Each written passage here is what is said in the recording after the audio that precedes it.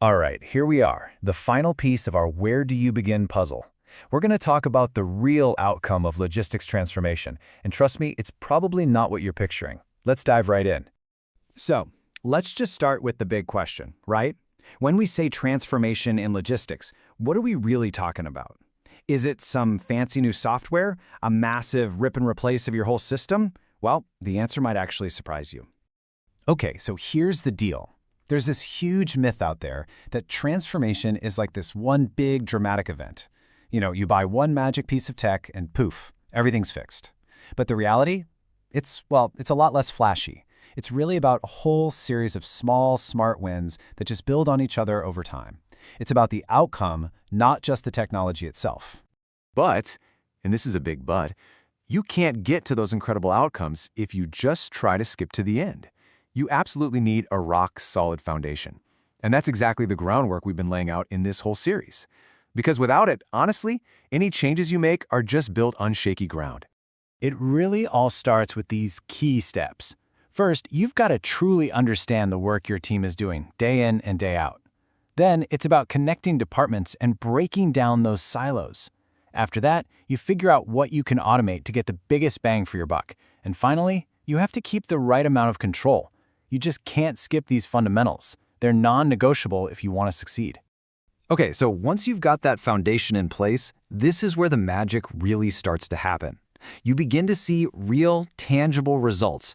And I'm not just talking about numbers on a spreadsheet. I'm talking about things your teams can actually feel every single day. And this is what those daily wins actually look like. Just picture it. Less of that soul-crushing manual work, way less duplicated effort. Fewer of those costly, frustrating errors. And your teams?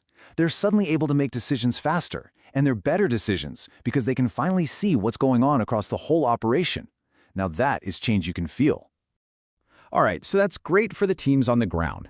But how does this all translate up the chain? How do these daily improvements actually hit the bottom line? The stuff that leadership really cares about. Let's connect those dots. And this connection is so important. See, when you have less duplication, that's not just saving a few minutes, that's directly reducing your operating costs. When your teams make faster decisions, they become way more efficient. Better visibility? That means your service levels go up. And fewer errors? Well, that goes straight to your profit margins. Every single one of these small wins has a real, direct business impact. So, you might be wondering, how do all these little things add up to such a big deal? Well, that brings us to the secret weapon behind any successful transformation. It's called the compound effect. The idea here is actually really simple, but it's also incredibly powerful. It's this principle that small, smart choices, when you make them consistently over time, they don't just add up, they actually multiply. This is what builds momentum and leads to those massive game-changing results that you just can't get from a single big bang project.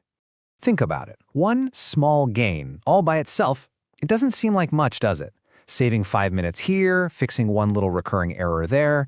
On its own, it's just, it's a small improvement. But when you take that same small gain and you multiply it across teams, across departments, day after day, that's when it compounds. And that becomes a serious competitive advantage, the kind that's really hard for your competitors to copy. Let's put some real numbers on this. Imagine all your little improvements free up enough time to equal 1 or even 2 full-time employees' worth of work. The repetitive, low-value stuff. That's a huge deal. And look, this isn't about cutting jobs. It's about freeing up your most valuable resource, your people, to work on the high-impact stuff that actually grows the business. And when you get right down to it, this is how businesses survive and thrive, especially in a tough market. By stacking up all these small wins, they can lower their costs, be more competitive on price, and ultimately win over and keep their customers. It's about building resilience. So if we agree that transformation isn't about one giant leap, then what's the takeaway here? It's simple, really. It's all about taking that very first step, even if it feels ridiculously small. Yeah, this really says it all perfectly. You don't have to boil the ocean.